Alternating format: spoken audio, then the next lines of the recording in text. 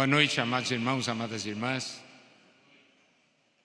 É com alegria que estamos todos diante do Senhor, diante do trono, para juntos desfrutarmos da palavra de Deus e desfrutarmos da presença de Deus. Nosso desejo é que cada um de nós nessa noite possa ter um forte encontro com o Senhor, debaixo da luz e diante da face do Senhor. Porque o que nós vamos falar nessa noite é sobre realidade espiritual. Isso é algo muito importante na nossa vida. Qual é a nossa realidade? Não é uma questão do que nós sabemos, não é uma questão do que nós falamos, mas é uma questão de qual é a nossa real condição, o que é que nós realmente vimos diante de Deus, o que nós realmente conhecemos diante de Deus em verdade. Porque sabemos que todos nós um dia estaremos face a face com Ele e temos que nos preparar para esse dia. Eu gostaria de compartilhar alguns versículos ontem à noite com os irmãos que servem, irmãos obreiros dessa região de Jundiaí. Nós falamos um pouco desses versículos. Se referem à realidade da vida espiritual de Paulo. Paulo, ele dá testemunho sobre a pessoa dele e sobre a condição dele. Todos nós aqui amamos o Senhor e desejamos servir o Senhor. Então, vamos ver esses versículos como uma introdução para entrar nesse aspecto da realidade espiritual. Primeiramente, vamos ler Atos, capítulo 27, versículo 23, que diz o seguinte: porque esta mesma noite um anjo de Deus, de quem eu sou e a quem sirvo, esteve comigo. Aqui nós temos um testemunho que causa impacto na nossa pessoa. Ele fala de Deus e ele diz: de quem eu sou. Uma consciência desse fato: eu sou de Deus. Esta é uma visão que todo servo de Deus precisa ter. Nós temos ou não temos um Senhor? Mas isso, quanto disso é real em nossas vidas?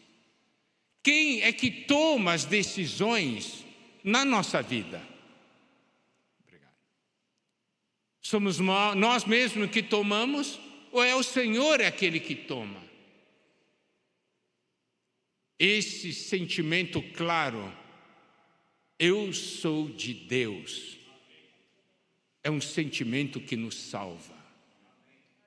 E precisa ser uma realidade para nós. Paulo diz: de quem eu sou e a quem sirvo. Se eu não sei de quem eu sou, eu não sirvo para servir. Para que eu sirva a Deus, eu tenho que saber: eu sou dele. E o meu serviço será um serviço com realidade, e o meu serviço será um serviço guiado por Deus. Então, se nós olharmos para a real condição de cada um de nós, como nós temos servido, é com essa visão. Eu faço essas perguntas, irmãos, porque nós não podemos enganar a nós mesmos. Nós precisamos estar na presença do Senhor e na presença do Senhor, conhecer e saber como Deus nos vê. Não é uma questão de como eu me vejo. Eu posso olhar para mim e ficar muito satisfeito e achar que eu estou servindo muito bem, mas é isso que Deus está vendo? É isso que Deus está vendo? Nós já perguntamos para Deus alguma vez: Senhor, como você me vê e como você vê o meu serviço? Então, Paulo aqui, ele dá um testemunho claro. Primeiro, eu tenho que saber de quem eu sou. Segundo, aí é que o meu serviço vai valer. Amém? Segundo testemunho de Paulo, está em Romanos capítulo 1, versículo 9, que diz o seguinte: porque Deus, a quem sirvo em meu espírito no evangelho de seu Filho, é minha testemunha de como incessantemente faço menção de vós. Que Paulo nos mostra também que o serviço dele era um serviço no Espírito. Ele disse: porque Deus, a quem sirvo em meu Espírito. Isso é algo muito importante, porque existe o servir na carne e existe o servir no Espírito. Existe o servir na aparência e existe um servir com realidade. E qual é o serviço que é válido diante do Senhor? Aqui diz: Deus a quem sirvo em meu espírito. Então, primeiro aspecto, tem que ser um serviço no Espírito. Segundo, no Evangelho do seu Filho, é um serviço dentro da palavra de Deus. É dentro da vontade de Deus, certo? E terceiro ponto, terceiro testemunho de Paulo, em 2 Timóteo capítulo 1, versículo 3, que diz: dou graças a Deus, a quem desde os meus antepassados sirvo com consciência pura, porque sem cessar me lembro de ti nas minhas orações, noite e dia. Paulo aqui diz: dou graças a Deus a quem sirvo com consciência pura. E ele fala algo, desde os meus antepassados. Na versão King James atualizada diz: como eu sirvo com a consciência limpa, como o serviram meus antepassados. Amados irmãos, amadas irmãs, diante de Deus existe uma linhagem de servos que serviram com consciência pura. Isso quer dizer que o serviço diante de Deus com consciência pura é algo que toca também nas intenções do nosso coração. Qual é a intenção do meu serviço? Esse serviço para com Deus, eu sirvo a Deus, é para mim ou é para o Senhor? Tenho como meta os meus anseios ou os anseios de Deus?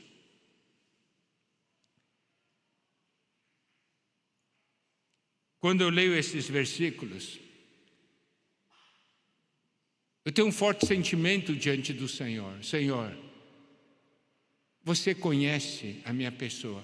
Eu desejo falar esses versículos. Um dia também falar isso com toda a realidade. Opere em mim, Senhor. Trabalhe em mim. Eu quero realidade. Nós estamos falando da nossa vida espiritual.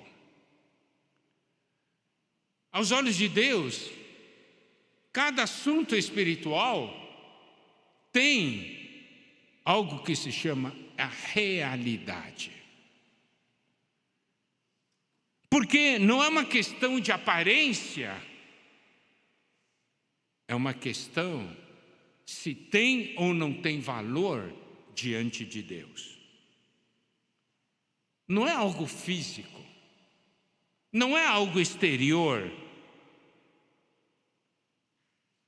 Deus olha para a realidade.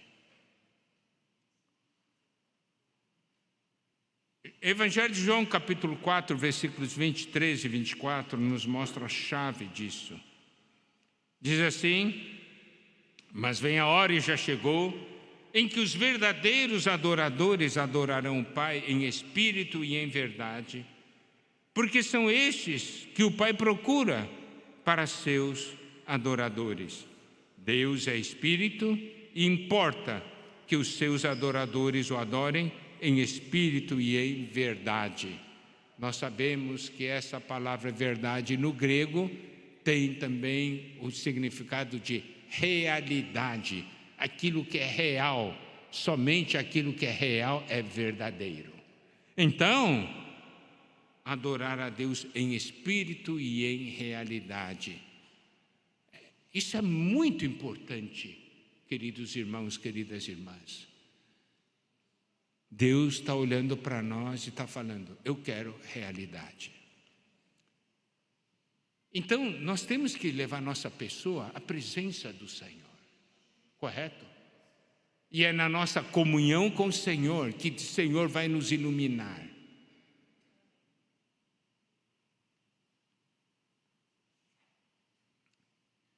E olha só o que o Evangelho de João, capítulo 16, versículo 13, nos diz.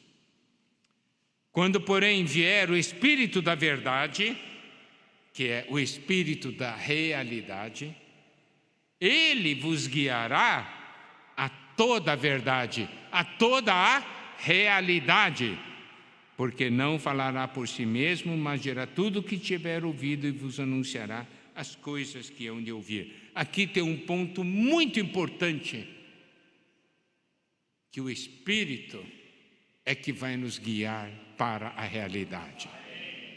A realidade não é algo que eu consigo determinar por mim, não é algo que eu decido, eu preciso que o Espírito me guie. O Espírito sempre vai nos guiar para a realidade. É isso, queridos irmãos, que nós precisamos ver. Por isso a importância de nós vivermos no Espírito, de nós usarmos o nosso Espírito, de nós exercitarmos o nosso Espírito.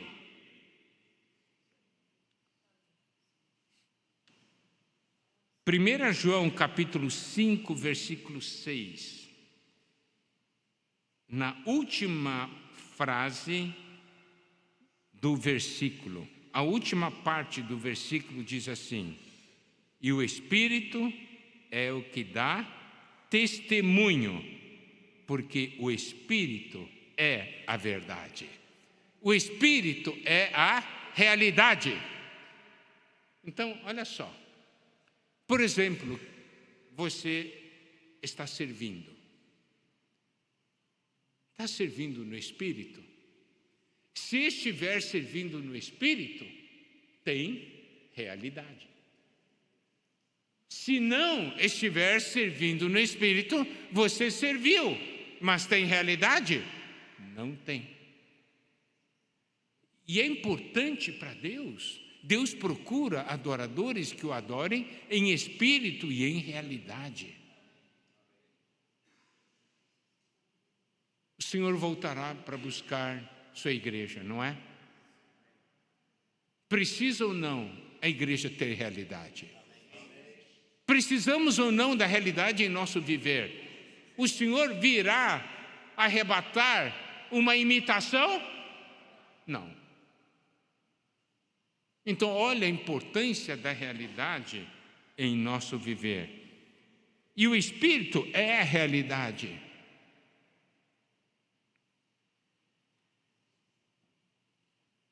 Evangelho de João, capítulo 3, versículo 6. O que é nascido da carne é carne, o que é nascido do Espírito é Espírito. Então, o meu viver, esse meu viver, é algo gerado pela carne ou o meu viver é gerado pelo Espírito? Irmãos, quando eu estou falando disso, não estou falando do nosso viver nas reuniões, porque nas reuniões todos são espirituais. Eu estou falando em casa, certo? Em casa. Estou falando no trabalho.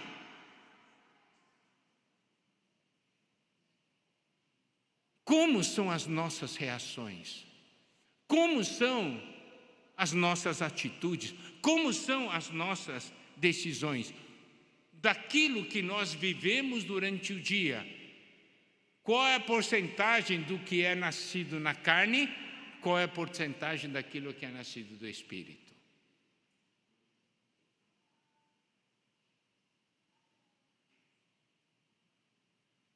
O que é nascido do Espírito é sustentado pelo Espírito e gera um testemunho. Muitas vezes, nós adquirimos conhecimento, né? Como aquele hino que nós cantamos. Nós lemos, ouvimos, não é? Nós ganhamos um conhecimento e nós temos uma falsa impressão que pelo fato de nós sabermos, nós já então temos.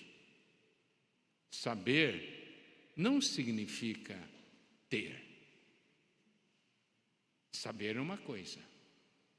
Nós somente temos quando aquilo se torna real em nossas vidas. Eu estou falando isso, queridos irmãos, por quê? Nós temos que ver a nossa real condição diante do Senhor. Temos que ver.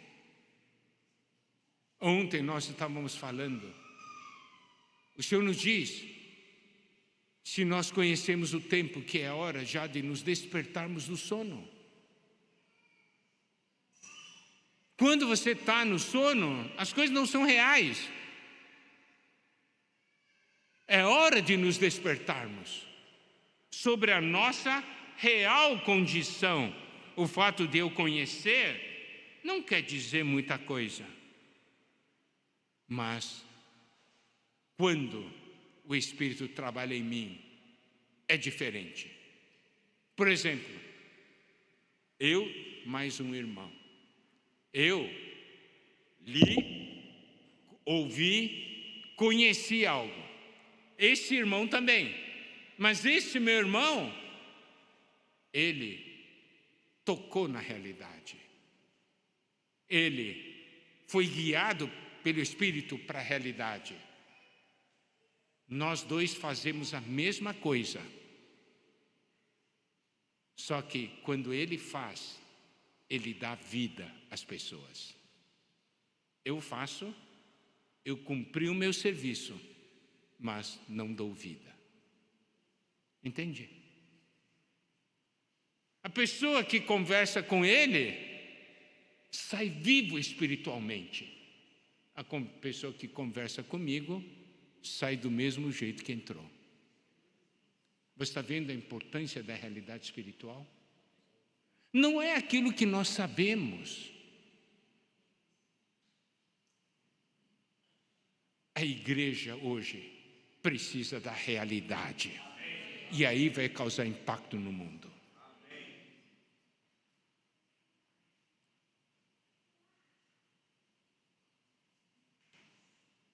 Olha só. Quando apóstolo João, em 1 João, capítulo 1, ele diz assim, a partir do versículo 1, que era desde o princípio, o que temos ouvido, o que temos visto, contemplamos, o que contemplamos e as nossas mãos apalparam com respeito ao verbo da vida. Quer dizer, eles tocaram no Senhor. Eles encontraram o Senhor. Certo? E ele diz no versículo 2, e a vida se manifestou, e nós a temos visto, e dela damos testemunho e vos anunciamos a vida eterna, a qual estava com o Pai, e nos foi manifestada. Você pode ver aqui, aqui há uma manifestação de vida. E quando nós tocamos o Senhor, que é a vida, algo também é manifestado em nós e nós damos testemunho. E ele fala assim, no versículo 3, o que temos visto e ouvido anunciamos também a vós outros, para que vós igualmente mantenhais comunhão conosco. Ora, a nossa comunhão é com o Pai e com seu Filho Jesus Cristo. Você pode ver, tudo que ele ganhou a respeito do Senhor fez com que ele fosse introduzido na comunhão com Deus. E é aí que surge a realidade. E pelo fato de ter realidade, quando ele dá o testemunho, ele traz os outros para dentro dessa comunhão. Por quê? Porque tem realidade. E em 1 João, o apóstolo João mostra de uma maneira muito clara que não é uma questão do que nós sabemos e o que nós falamos. O apóstolo João tem muito encargo pela realidade da nossa vida espiritual. Olha só, por exemplo, capítulo 1, versículo 7 de 1 João. Diz assim, se porém andarmos na luz, como ele está na luz, mantemos comunhão uns com os outros e o sangue de Jesus, seu Filho, nos purifica de todo o pecado. Quem anda na luz e tem essa realidade, espontaneamente tem comunhão com os outros, correto? É produzido por essa realidade. E o sangue de Jesus, seu Filho, nos purifica de todo pecado. Constantemente debaixo da luz, vê a sua condição, não quer dizer que não falha, mas vê a sua condição e aplica o sangue. Para quê? Porque ele deseja viver na realidade dessa comunhão com Deus.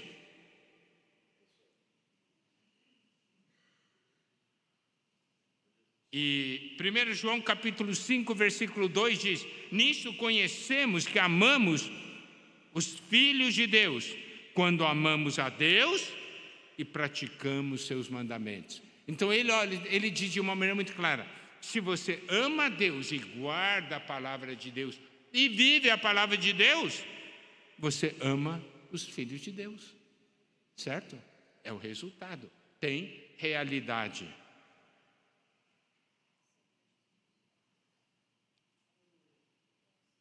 Por que isso é importante? Porque em 1 João tem alguns versículos que nos chocam. Olha só, eu vou ler uma série de versículos agora que mostram quem não tem realidade, mas que fala. 1 João 1,6 diz assim, se dissermos que mantemos comunhão com Ele e andamos nas trevas, mentimos e não praticamos a verdade. Aqui ele fala de alguém que diz, eu tenho comunhão com Deus, não é? Aqui diz claramente, alguém que afirma isso, eu tenho comunhão com Deus. Daí João diz assim, mas você anda nas trevas, o seu viver manifesta isso. Apesar de você falar que mantém comunhão com Deus, você anda nas trevas. Você está mentindo. Ele é direto. Você está mentindo. Não é o que nós falamos, é o que nós vivemos, é que demonstra a nossa realidade espiritual. João está falando para nós, não minta para você mesmo. Isso é prejudicial. Cada um de nós sabe da nossa real condição. Não é só isso. 1 João 1,8. Se dissermos que não temos pecado nenhum, a nós mesmos nos enganamos e a verdade não está em nós. De novo, nós temos alguém afirmando, alguém que diz, não temos pecado nenhum.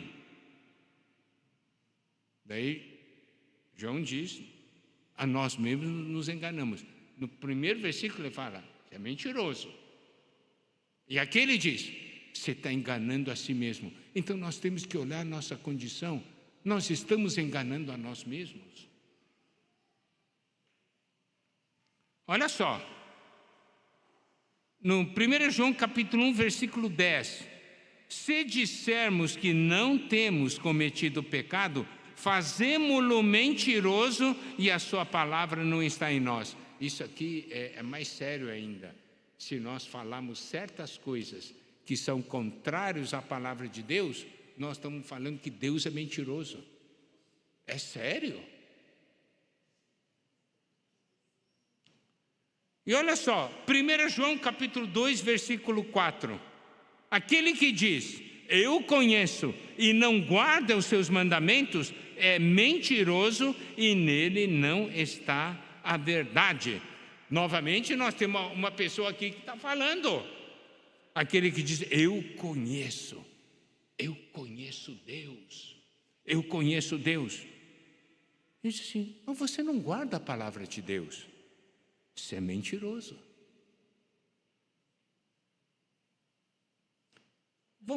Digamos, se nós usamos esse versículo e aplicarmos para nós mesmos, todos nós aqui falamos que conhecemos Deus. Na verdade, tem alguém que está aqui que fala, eu disse que eu não conheço Deus?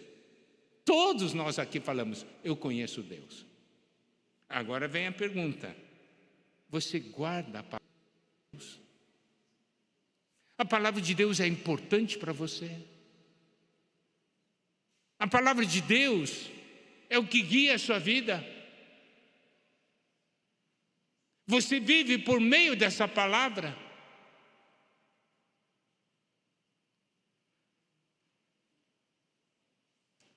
Primeira João capítulo 2, versículo 9. Aquele que diz, está na luz e odeia seu irmão, até agora está nas trevas. Olha só. Irmãos, quando a gente olha esses versículos aqui, diz, Senhor, tem misericórdia de mim. Você está na luz? Está na luz? Está ou não está? Você odeia algum irmão? Só você sabe.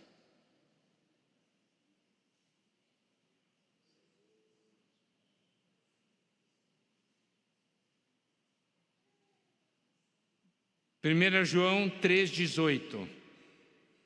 Filhinhos, não amemos de palavra nem de língua, mas de fato e de verdade, de realidade. Deus quer nos salvar de uma vida cristã de palavras, de aparência, por uma vida cristã de realidade. Não queremos enganar a nós mesmos e não queremos ser chamados por Deus de mentiroso. 1 João capítulo 4, versículo 20. Se alguém disser, amo a Deus e odiar a seu irmão, é mentiroso. Pois aquele que não ama seu irmão a quem vê, não pode amar a Deus a quem não vê. Então o apóstolo João é forte, né? Ele está falando de realidade. Nós aplicamos isso aqui para alguns aspectos, mas há tantos outros aspectos. Então, querida irmã, qual é a nossa verdadeira condição diante do Senhor? Nós temos uma responsabilidade diante de Deus de alertar o povo de Deus. Não se engane, se prepare para a volta do Senhor. Para que naquele dia o Senhor não fale a você, mentiroso. Não é isso? Bom, vamos avançar. A palavra de Deus, isso aqui é para expor a nossa verdadeira condição. Nós precisamos ser iluminados. Agora vamos por uma realidade importante do nosso viver do lado positivo. porque nós falamos que Cristo é o Senhor, que Cristo é o centro das nossas vidas. Correto? Então, isso é a base, é o fundamento, né, da igreja, ter Cristo como cabeça, Cristo como centro em nosso viver. Agora, vamos ver a realidade. Se nós temos Cristo como centro, qual é o resultado dessa realidade no meu relacionamento com os irmãos? Vamos agora entrar nessa vida de corpo, na vida da igreja, no relacionamento entre nós. Vamos ler Colossenses capítulo 1, versículo 17. Esse versículo diz o seguinte: Ele é antes de todas as coisas, nele tudo subsiste. Então, o que é Cristo ser o centro? É Ele ser antes de todas as coisas, Ele ser o primeiro. E se nós estamos conectados a Ele, nos mostra aqui que nele tudo subsiste. Para que a gente tenha uma visão mais completa dessa realidade de Cristo como centro de nossas vidas, do nosso viver, eu vou ler agora diferentes versões, tá? A versão NVT diz assim: Ele existia antes de todas as coisas e mantém tudo em harmonia. Isso é a versão NVT. Ele existia antes de todas as coisas e mantém tudo em harmonia. Outra versão, BLT. Ele existia antes de tudo e ele mantém tudo unido.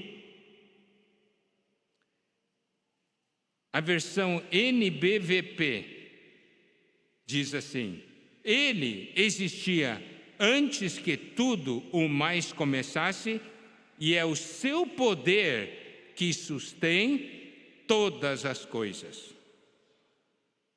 E a versão NTLH: Antes de tudo, ele já existia, e por estarem unidas com ele, todas as coisas são conservadas em ordem e harmonia. Então, queridos irmãos, olha só. Se Cristo é o seu centro, e Cristo é o meu centro, nós vivemos em ordem e harmonia. Tá certo? Ele nos mantém unidos. Então, essa realidade de corpo não vem do nosso esforço, não vem de nós falarmos: nós somos um. Falar é fácil, não é? Nós somos um, nós somos um. A questão é, se você não tiver Cristo como centro na sua vida, você nunca será um com irmão algum. Falar é fácil, mas ter Cristo como cabeça, ter Cristo como centro, se eu tenho essa realidade, serei um com o irmão, porque é Cristo que me une. Está vendo? Estamos falando de realidade. A nossa realidade de unidade vem do nosso esforço? Vem porque nós cremos nas mesmas doutrinas? Não. Vem pelo fato de Cristo ser o centro da minha vida e da sua vida.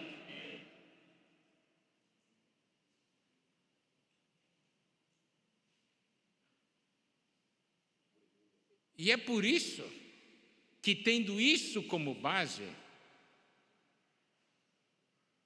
porque Cristo é aquele que faz dois se tornarem um, não é isso? É que as coisas acontecem. Você fazer a coisa sozinho é fácil. Você tem que fazer com o irmão, já o negócio não fica tão fácil. Por quê? Quando é só você, é só a sua opinião, é o que você acha. Eu acho que é assim, daí você faz. Né? Agora, está com o irmão junto. Eu acho que é assim, o irmão diz, eu não acho não. Eu acho que é do outro jeito. Não, irmão, é desse jeito. Não, daqui a pouco estamos brigando por algo de Deus. Para fazer a obra de Deus, nós estamos brigando.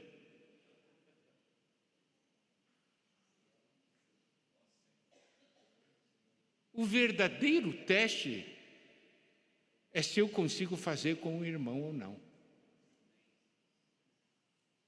Não é assim, somos um.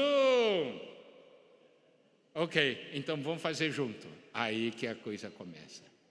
Aí é que as provas começam. Olha só, mas para Deus é muito importante que dois sejam um e tenham essa realidade de ter Cristo como centro. Eu vou ler alguns versículos sobre como o Senhor enfatiza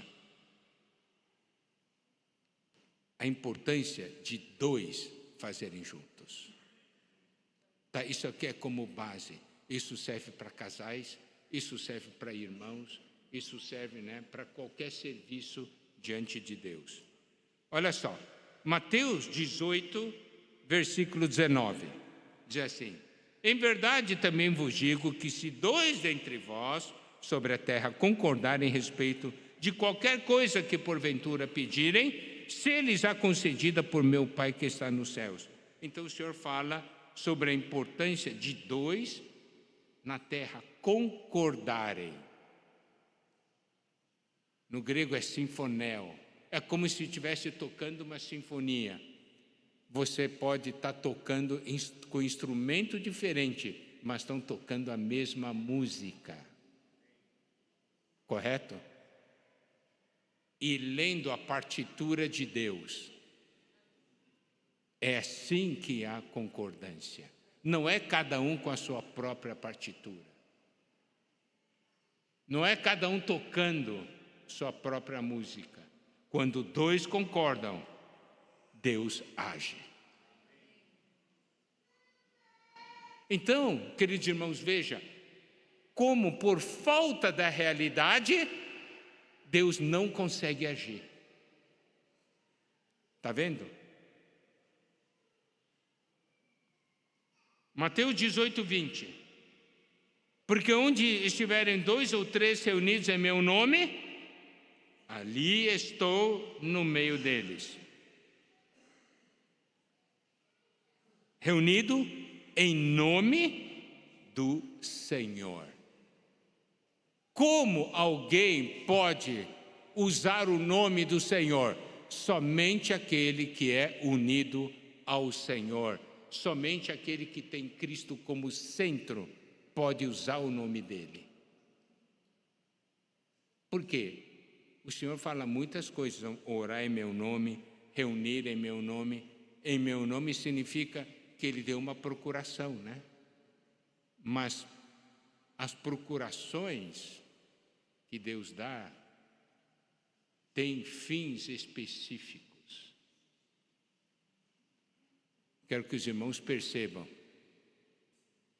Porque não é para fazer o que você quer com o nome dele, é para fazer o que Deus quer com o nome dele.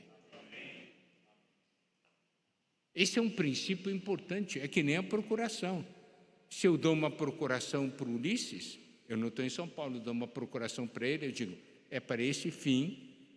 Então ele tem que saber o que eu quero para usar o meu nome. Não, o Miguel quer isso. Não, tem certeza? Não, eu falei com ele, ele quer isso.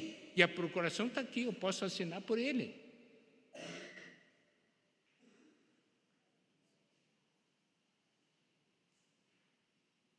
E quando o Senhor enviava, Marcos capítulo 6, versículo 7, chamou Jesus os 12 e passou a enviá-los de 2 a 2, dando-lhes autoridade sobre os espíritos imundos. 2 a 2, está vendo? De novo a importância. Amados irmãos, amadas irmãs, a realidade nossa começa a ser provada quando agimos em 2. Certo? Aí é verdadeira prova. Bom, tem muitos versículos ligados a isso. Agora, é algo muito importante ver o coração do Senhor, o que o Senhor deseja para nós, para que possamos viver essa realidade. Evangelho de João, capítulo 17, versículo 11.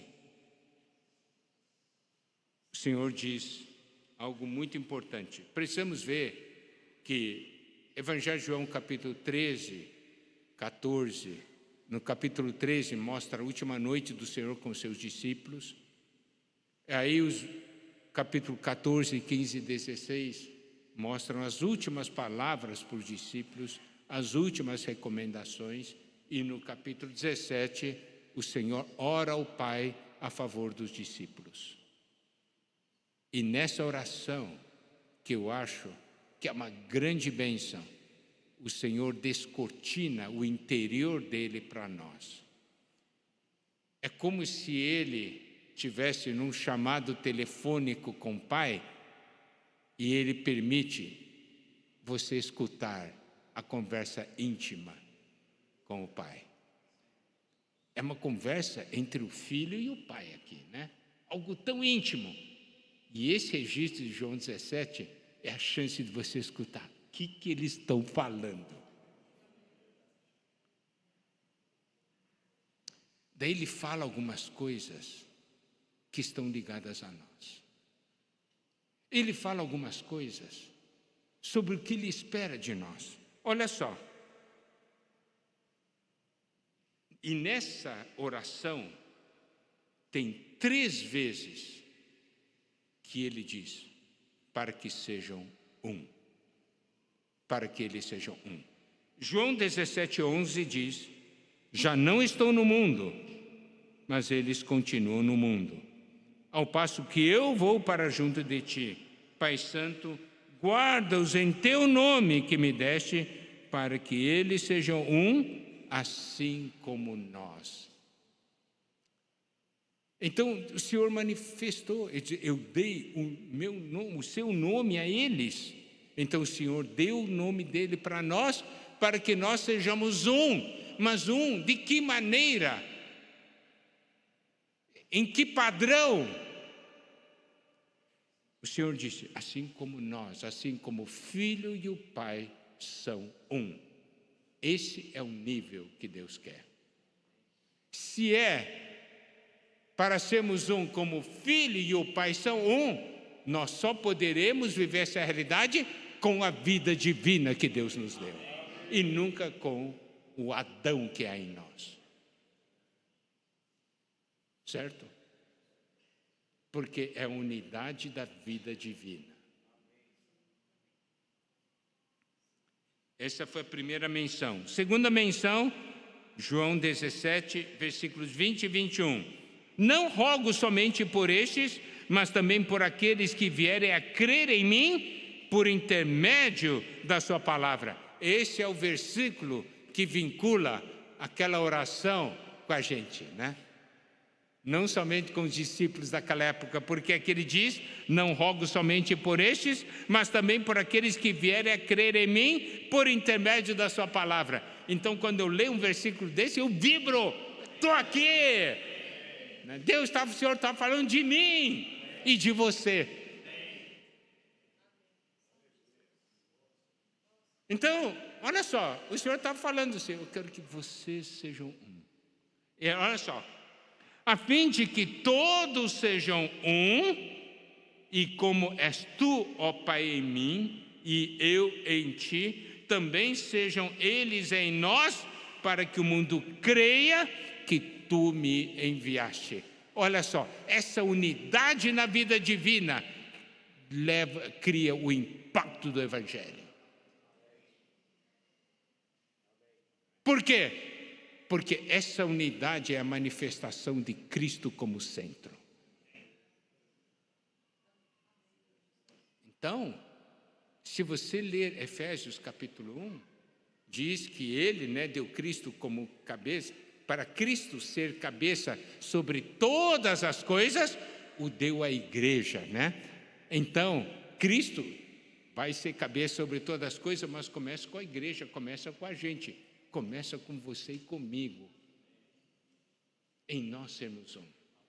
E aí ele diz assim, na terceira vez, então na segunda vez, ele diz, ele nos deu sua palavra. Primeiro, nos deu seu nome, nos deu sua palavra, e terceira vez é a sua glória. João 17, versículos 22 e 23, que diz, eu lhes tenho transmitido a glória que me tens dado, para que sejam um como nós somos.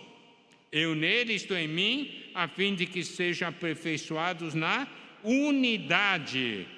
Preste atenção a essa palavra, aperfeiçoados na unidade. Isso é algo gradativo. E ainda mais, para que o mundo conheça que tu me enviaste e os amaste como também amaste a mim. Então, ele aqui acrescenta algo mais, além de mostrar o impacto do Evangelho, é que a nossa unidade revela ao mundo o amor de Deus. Tá certo? Que Deus os ama, assim como Deus amou o Senhor Jesus, correto? Então, observe essa questão de que quando as pessoas veem eu sendo um com o irmão, ele pode ver, vocês são tão diferentes, mas existe algo que os une, vocês se amam e eles passam a conhecer o amor de Deus.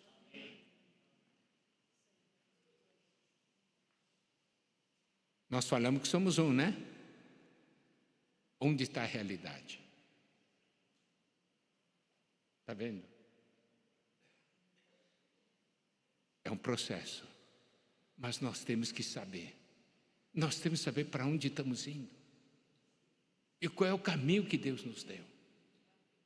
É assim que vivemos a vida do corpo.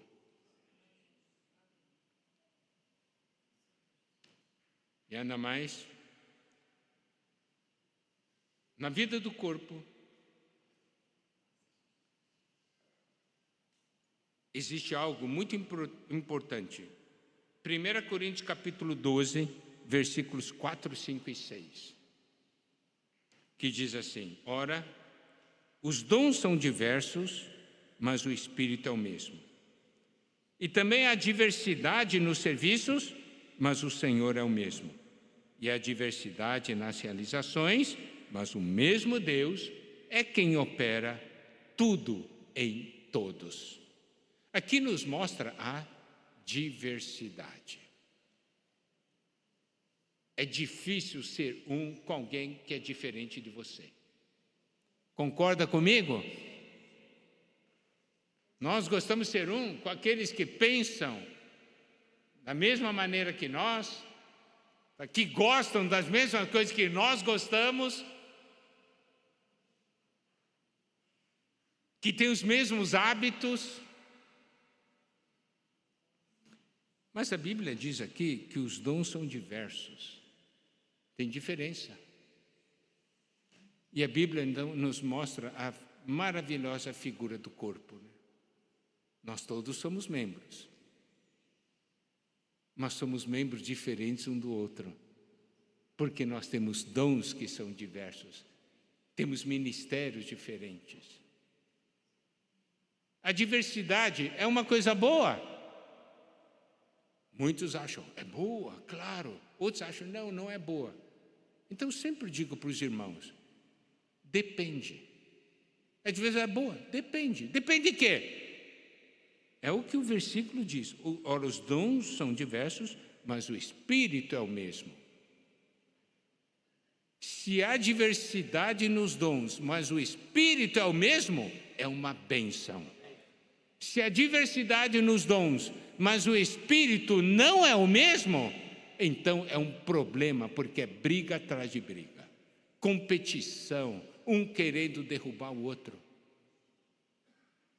A diversidade de ministérios também. A diversidade é para complementação e nunca para competição, nunca para briga. Mas só será para complementação se Cristo for cabeça. Se o Espírito for o mesmo, se o Senhor for o mesmo, se o Deus Pai for o mesmo.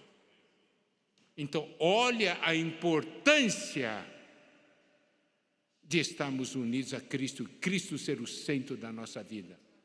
Irmãos, o resto é consequência, não é nosso esforço. É fácil? Não é. Mas é o caminho de Deus. São as lições que nós temos que aprender. Uma vez um irmão deu uma definição. O que é a igreja? O que é o corpo?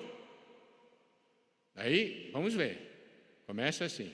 É o Cristo que é em mim, mais o Cristo que é você, mais o Cristo que é nele, mais o Cristo que é nele, mais o Cristo que é nele. E todo mundo, amém, amém. Diz, para aí, essa é só a primeira parte. Segunda parte, menos o Adão que está em você, menos o Adão que está em mim, menos o Adão que está nele. Cristo mais Cristo é bom demais, mas o menos Adão significa menos você e menos eu. Aí dói. Dói mesmo. Dói mesmo. Mas eu tenho que ver, eu é que sou o problema, entendeu? Cristo é a solução, eu sou o problema. Eu tenho que deixar Cristo reinar em mim. Não é isso? Se Cristo é o meu centro, não tem problema. Por quê? Porque quando for menos eu, o corpo recebe o proveito e eu recebo junto o benefício. O menos eu é para o meu bem, não é para o meu mal.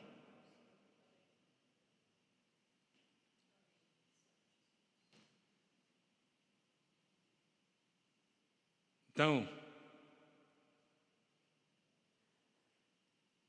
Deus hoje quer realidade. Existem também alguns pontos. Com que material nós edificamos? 1 Coríntios 3 fala disso. Eu não vou entrar, por causa do tempo, não vou entrar em detalhes. Mas edificamos com ouro, prata, pedras preciosas ou madeira, feno e palha? Nós sabemos, ouro, prata, pedras preciosas se refere à obra do Pai, natureza divina, né? O ouro, prata, a obra da redenção de Cristo, e pedras preciosas, a obra transformadora do Espírito. Se eu permito que Deus trabalhe isso em mim, eu tenho material para trazer para a edificação. Eu posso cooperar com ouro, prata e pedras preciosas, porque eu permiti que a cruz operasse em mim, que Deus operasse em mim, e eu tenho esse material para colocar na edificação. Madeira, feno e palha é ligado às coisas da capacidade do homem e da natureza humana.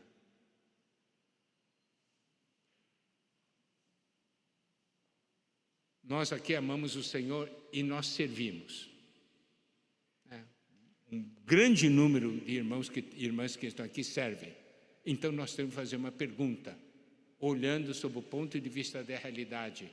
O que eu tenho contribuído é madeira, feno e palha, ou ouro, prata e pedras preciosas? É fácil dizer, não, a minha contribuição é com ouro, prata e pedras preciosas. Você tem esse material? Que é o material aprovado por Deus? Que é resultado do trabalhar de Deus na sua vida? Você tem esse material? É fácil falar, é ouro. Deus diz, não é. É madeira. Olha que obra grande. Ele põe um fogo ali, queimou tudo. Virou cinza. Não sobrou nada. Certo? Realidade. Irmãos, há tantos aspectos. Meu desejo nessa noite é que nós possamos nos voltar ao Senhor. Não interessa como foi antes. Vá diante do Senhor e diga, Senhor, começa tudo de novo. Quero começar do zero. Eu não tenho medo de começar do zero. Só não quero ser como eu era antes. Traga a realidade para a minha vida.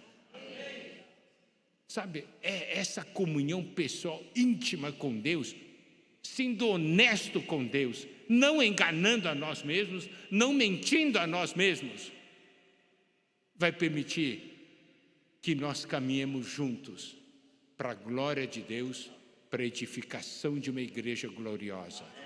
E a realidade do corpo de Cristo se manifeste, a noiva de Cristo se manifeste e o reino de Deus se manifeste. Amém? Que o Senhor abençoe a todos nós. Jesus é o Senhor.